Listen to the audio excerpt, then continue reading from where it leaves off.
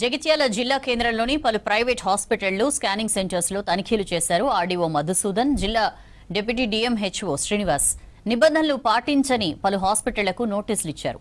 ప్రభుత్వ నిబంధనల ప్రకారం ప్రజలకు కనిపించేలా దవాఖానలలో surgical, non surgical, OP, IP, lab టెస్టుల ధరల పట్టికలను ఏర్పాటు చేయాలన్నారు. ఎవరైనా రూల్స్ అతిక్రమించి లింగ నిర్ధారణ పరీక్షలు చేస్తే కఠిన చర్యలు తీసుకుంటామని హెచ్చరించారు అధికారులు.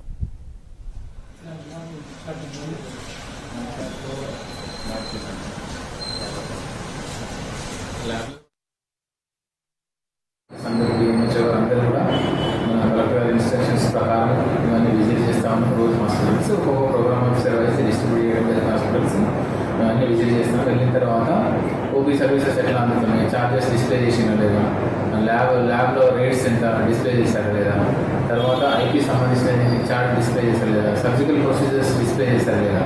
సో ఇవన్నీ కూడా వాళ్ళని మేము వెరిఫై చేస్తున్నాం. ఎక్కడెక్కడైతే వాళ్ళు కొంచెం నాన్ కాంప్లైంట్ ఉన్నారో అట్లాంటి వాళ్ళకి చెప్తాము. కొంతమంది నోటీసెస్ కూడా ఇష్యూ చేయాలి. కొన్ని ల్యాబ్స్ ఇందులో ఏమైనా ల్యాబ్స్ ఉంటే నోటీస్ ఇవ్వడం జరిగింది.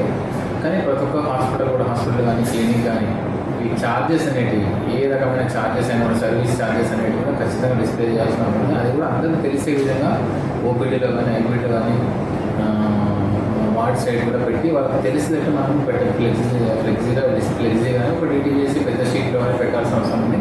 అందరూ కనబడే విధంగా పెట్టాల్సిన అవసరం ఉంది.